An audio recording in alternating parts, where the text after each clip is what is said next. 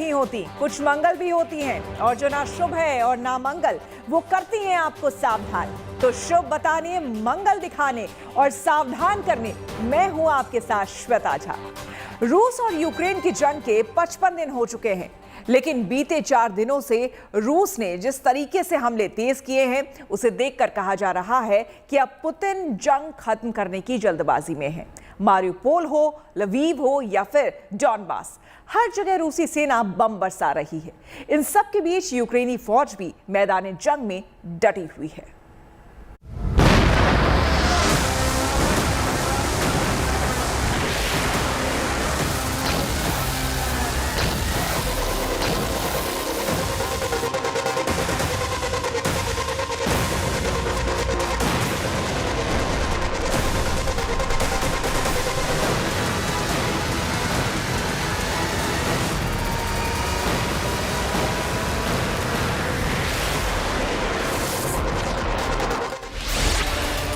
जंग के 55वें दिन यूक्रेन के लवीव शहर में धधकती ये आग इतना बताने के लिए काफी है कि पुतिन के दिल में कितने शोले भड़के हुए हैं।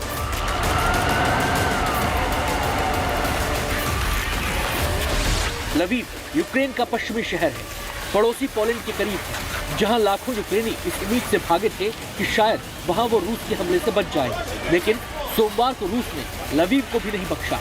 एक के बाद एक 4 मिसाइलों ने लवीव को निशाना बनाया। इनमें से 3 सेना की उन इमारतों पर गिरी जिनका इस्तेमाल सेना अब नहीं करती। वहीं चौथी मिसाइल एक कार सर्विस स्टेशन पर गिरी।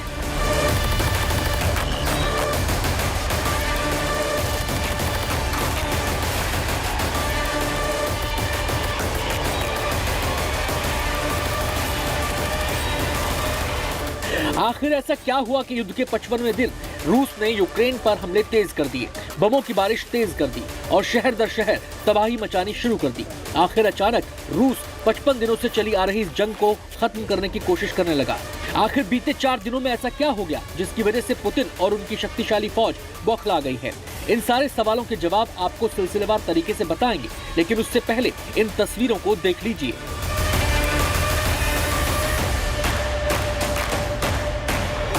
न्यूक्लियर बॉम्बर यूक्रेनी सीमा के पास उड़ते देखे गए हैं। इन तस्वीरों में 1 या 2 नहीं बल्कि 4 रूसी Tu-95 न्यूक्लियर बॉम्बर आसमान में परवाज भरते नजर आए। हालांकि एटम बम बरसाने वाले ये खतरनाक विमान रूस के कलुगा इलाके में उड़ते दिखाई दिए, लेकिन ये इलाका यूक्रेन सीमा से बिल्कुल सटा हुआ है। Tu-95 का इस्तेमाल यूक्रेन पर गैर परमाणु हथियारों के साथ हमला करने के लिए किया जा चुका है। अब आशंका है कि रूसी सेना परमाणु हमले का अभ्यास कर रही है।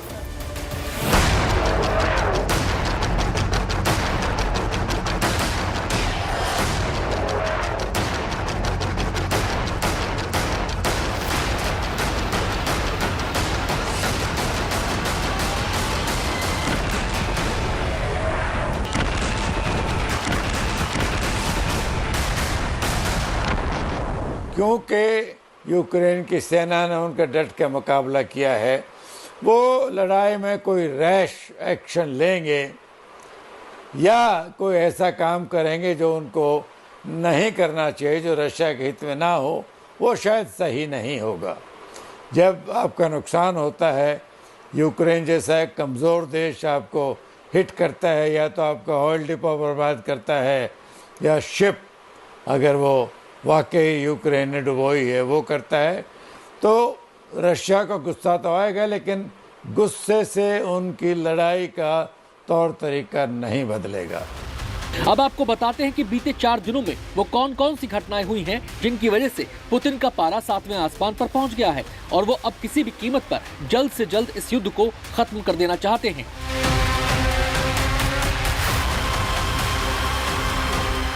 55 दिनों से जारी इस युद्ध में रूसी सैनिकों ने यूक्रेन के कई शहरों में भयंकर तबाही मचाई है।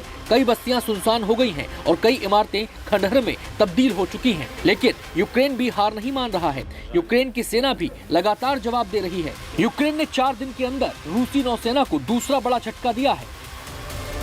यूक्रेन का दावा है कि उसने रूस के 3रे रैंक के कप्तान और रूसी नौसेना के लैंडिंग शिप सीजर कुनिकोव के कमांडर अलेक्जेंडर चिरवा को मार गिराया है। हालांकि एजेंसी के मुताबिक चिरवा की मौत अज्ञात परिस्थितियों में हुई है। अगर यूक्रेन के दावे में दम है तो पुतिन के लिए ये एक बड़ा झटका है।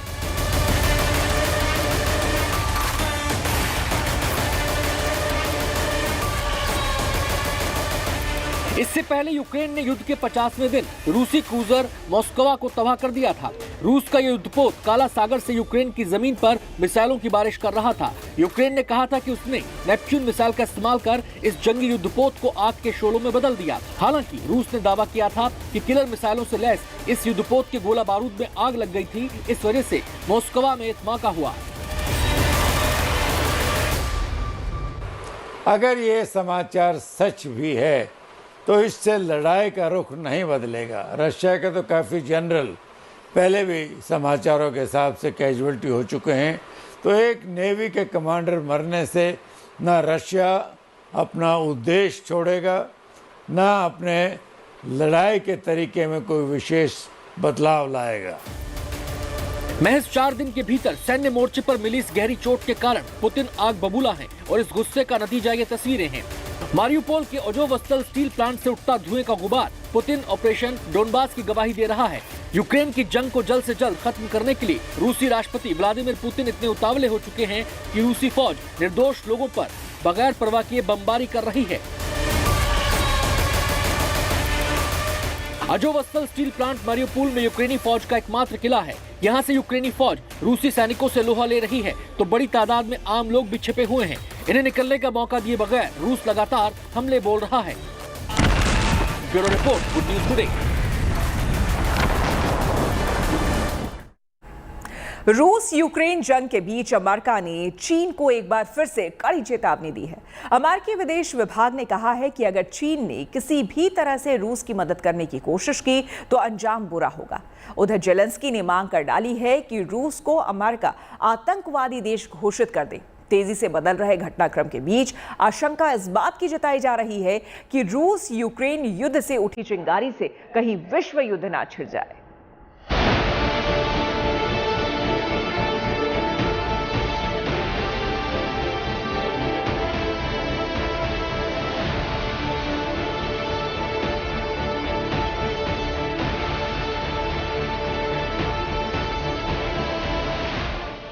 रूस यूक्रेन जंग के बीच दुनिया दो धड़ों में बटी है। एक तरफ अमेरिका और नाटो देश हैं जो यूक्रेन पर हमले का विरोध कर रहे हैं और रूस को घेर रहे हैं, तो दूसरी ओर वो देश हैं जो प्रत्यक्ष या अप्रत्यक्ष रूप से रूस के साथ हैं।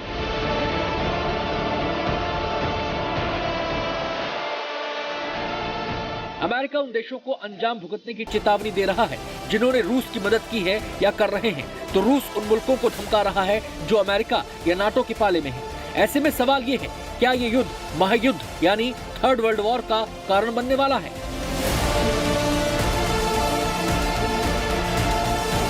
आपकी टीवी स्क्रीन पर ये अमेरिकी विदेश विभाग के प्रवक्ता नेड प्राइस हैं। रूस यूक्रेन युद्ध के बीच सोमवार को एक बड़ी बात इन्होंने प्रेस कॉन्फ्रेंस के दौरान कही।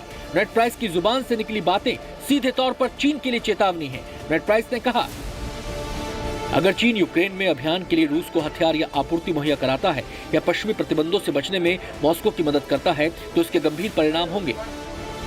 रूस और यूक्रेन की जंग के बीच इन बातों और चेतावनी के बड़े मायने हैं।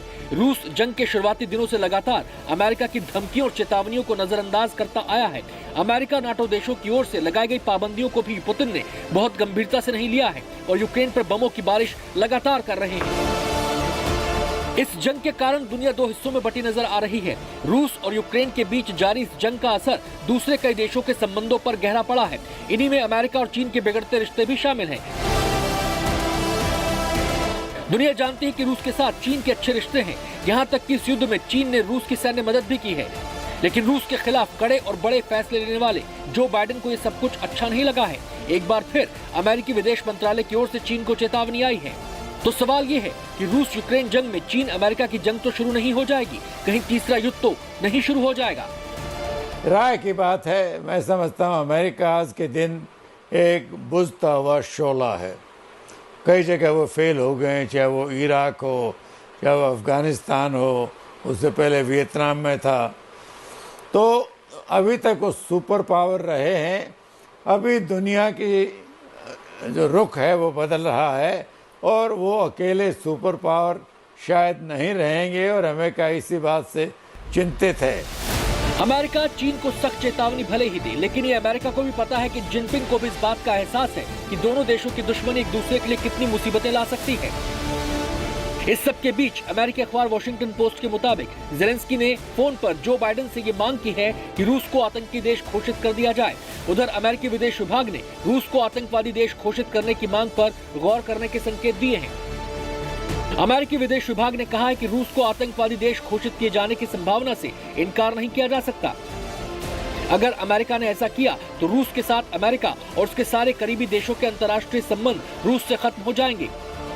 आपको बता दें कि इस वक्त उत्तर कोरिया, ईरान, सीरिया और क्यूबा आतंकवादी देशों की लिस्ट में शुमार है। अमेरिका जिन देशों को आतंकवादी देश मानता है उन्हें अमेरिका से मिलने वाली मदद बंद हो जाती है। जहां तक रूस की बात है तो उससे कोई फर्क नहीं पड़ेगा। पुतिन तो खुद कह रहे हैं कि रूस पर प्रतिबंध लगाकर अमेरिका यूरोप ने सेल्फ गोल कर लिया है। रूस से ज्यादा नुकसान तो यूरोप की अर्थव्यवस्था को पहुंचा है, जहां तेल और गैस की कीमतें आसमान छूने लगी हैं। Блицкрига не удалось. Более того, санкции не прошли даром и для самих инициаторов. Имею в виду рост инфляции и безработицы, ухудшение экономической динамики в США и странах Европы, снижение уровня жизни европейцев, девальвация их сбережений. तो पुतिन जहां प्रतिबंध लगाने वाले पश्चिमी देशों को आईना दिखा रहे हैं, वहीं अमेरिका पुतिन और रूस की मदद करने वाले देशों को धमका रहा है। ऐसे में इस बात से इनकार नहीं किया जा सकता कि दो धड़ों में बटी दुनिया में विश्व युद्ध कभी भी शुरू हो सकता है। Bureau report, good news today. 55 दिनों से रूसी सेना यूक्रेन में बम बरसा रही है, लेकिन जीत नहीं मिल सकी है। तबाही बड़े पैमाने पर हुई है, लेकिन यूक्रेनी सेना ने हार नहीं मानी है। इन सब के बीच आशंका जताई जा रही है कि यूक्रेन को सबक सिखाने और अमेरिका और नेटो को करारा जवाब देने के लिए पुतिन अब केमिकल वेपन का इस्तेमाल कर सकते हैं। ये कितना खतरनाक होगा, आपको इस रिपोर्ट में दिखाते हैं।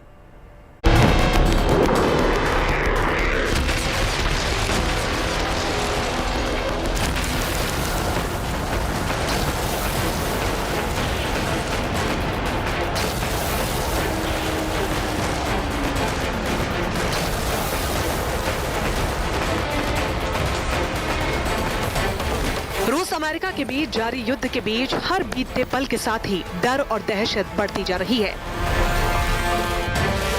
मन मुताबिक सफलता नहीं मिलने पर पुतिन ब्रिगेड बौखलाई हुई है।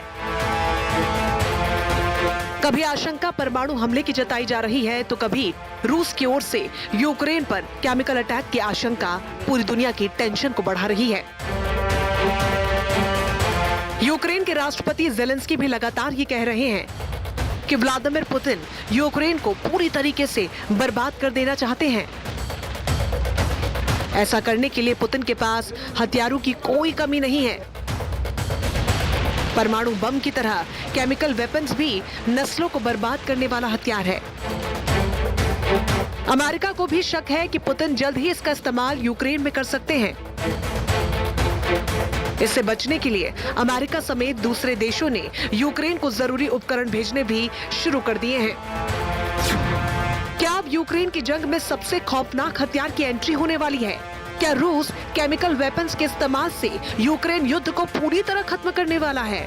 अमेरिका और जापान बचाव के लिए क्यों भेज रहे हैं ये मास्क, सूट और दूसरे उपकरण? कितने खतरनाक होते हैं केमिकल वेपन्स? केमिकल वेपन का एक सिलेंडर यूक्रेन के लोगों को मौत की नींद सुला सकता है। जापान के रक्षा मंत्रालय ने घोषणा की है कि यूक्रेन के केमिकल हमले से बचाने के लिए खास तरह के डिजाइन किए गए मास्क और सूट दिया जाएगा। दरअसल यूक्रेन के राष्ट्रपति जेलेंस्की ने जापान और अमेरिका से ऐसे उपकरणों की मांग की है। अब आपको बताते हैं कि केमिकल हथियार होते क्या हैं। रासायनिक हथियार को केमिकल वेपन्स भी कहा जाता है। इन हथियारों को गैस या तरल किसी भी रूप में इस्तेमाल किया जा सकता है। इनके फैलने की स्पीड बहुत तेज होती है और इसीलिए ही तो ये कुछ ही मिनटों में हजारों जानें ले सकता है। एक्सपर्ट्स का दावा है कि रासायनिक हथियारों का भंडार पृथ्वी पर जिंदगी को कई बार खत्म कर सकता है। नर्व एजेंट्स जो केमिकल वारफेयर का हिस्सा है, सिरिन जो गैस बड़ी मशहूर है, जिसमें एक टीयर गैस भी एक किस्म का केमिकल वेपन है, उसके परिणाम गंभीर हो सकते हैं।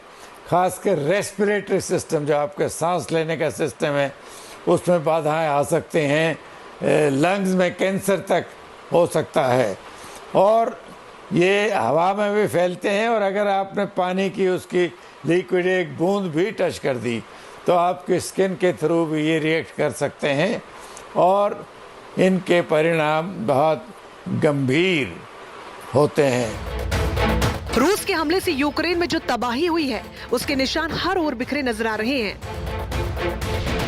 1, 2, 10, 20 या फिर 50, 100 नहीं, बल्कि रूस ने हजारों बम यूक्रेन पर बरसाए। लेकिन अगर एक भी केमिकल बम यूक्रेन पर गिरता है तो तबाही का अंदाजा लगाना मुश्किल होगा। Bureau report, good news today.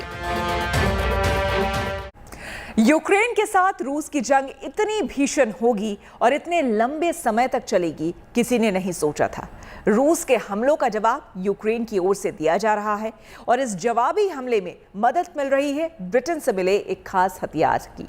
इस हथियार के जरिए यूक्रेनी फौज न सिर्फ हमलों को रोक पा रहे हैं बल्कि रूसी विमानों और टैंकों पर हमले भी कर पा रहे हैं। ये छोटा हथियार रूस के खिलाफ जंग में सबसे बड़ी दीवार बनकर सामने आया है।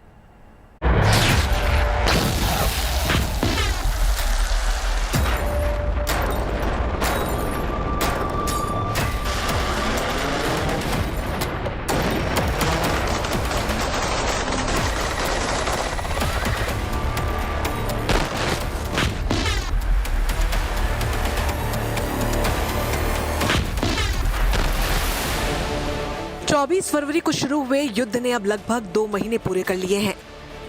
रूस के राष्ट्रपति व्लादिमीर पुतिन ने जब यूक्रेन के खिलाफ जंग का ऐलान किया था तब दुनिया भर में इस बात पर बहस शुरू हो गई कि रूस की विशाल सेना के आगे यूक्रेन कितने दिन तक टिक पाएगा, शायद 2 दिन। लेकिन ऐसा हुआ नहीं।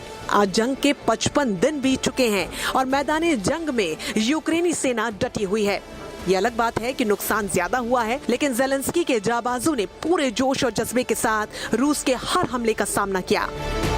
युद्ध के दौरान यूक्रेन के तमाम देशों ने सैन्य मदद की है। इसमें सबसे अहम साबित हुआ ब्रिटेन की ओर से मिला एक अचूक हथियार। युद्ध में यूक्रेन का ये छोटा हथियार रूस के खिलाफ बड़ी दीवार बनकर खड़ा हुआ है।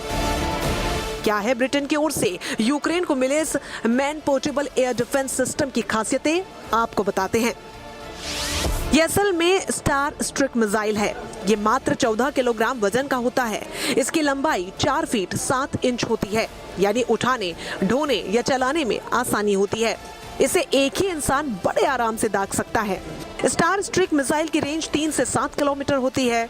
इसके वॉरहेड में 3 एक्सप्लोजिव तीर लगाए गए हैं। ये टंगस्टन एलॉय के बने होते हैं जो टैंक जैसे मोटे लोहे के वाहन को भी छेद देते हैं। उसके बाद विस्फोट, फिर पूरी कहानी खत्म। इस हथियार में निशाना लगाने के लिए लेजर लाइट लगी होती है। दुश्मन के विमान या तोप को देखने के लिए जूम लेंस होता है। इसे इस्तेमाल करके कम ऊंचाई पर उड़ रहे विमानों को मारकर गिराया जा सकता है। तोप, बख्तरबंद वाहन या हेलीकॉप्टर को पल भर में ध्वस्त किया जा सकता है। यूक्रेन की सेना इसी हथियार की मदद से रूस के हवाई हमले को रोक रही है। दरअसल रूस के लड़ाकू विमान या हेलीकॉप्टर रडार से बचने के लिए काफी नीचे उड़ते हैं। बस यहीं पर यूक्रेन की सेना को मौका मिल जाता है उन्हें मार गिराने का। इसके लॉन्चर 3 प्रकार के होते हैं। पहला, सेल्फ प्रोपेल्ड, जिसे कंप्यूटर से सेट कर दीजिए, वो खुद ही टारगेट देखकर सटीक हमला कर देता है। दूसरा, लाइट वेट लॉन्चर, यह आमतौर पर टैंक्स या बख्तरबंद वाहनों पर निशाना करता है। तीसरा, मैन पोर्टेबल लॉन्चर, यानी एक इंसान इसे उठाकर कहीं से भी मिसाइल लॉन्च कर सकता है और दुश्मन के वाहन या फिर विमान को तबाह कर सकता है। स्टार स्ट्रिक मिसाइल का सबसे बड़ा फायदा यह है कि ये रात में भी हमला कर सकता है। इसे इंफ्रारेड, रेडियो, रडार से जोड़कर भी चलाया जा सकता है। ये आवाज, गर्मी और रेडियो तरंगों को पकड़कर भी दुश्मन पर हमला कर सकता है। इसे किसी भी तरीके से जाम नहीं किया जा सकता, यानी रेडियो या रडार या इंफ्रारेड काउंटर मेजर का भी इस पर कोई असर नहीं होता। इसे एंटी रडार मिसाइल के जरिए मार गिराया भी नहीं जा सकता। यानी कह सकते हैं कि छोटे पैकेट में ये बड़ा धमाका है। Bureau report, good news today. उम्मीद है आपका दिन शुभ रहा। कल की मंगल कामना के साथ आपको रहना है सावधान। तब तक के लिए मुझे यानी कि श्वेता झा को दीजिए इजाजत, लेकिन आप पॉजिटिव खबरों के लिए देखते रहिए गुड न्यूज टुडे।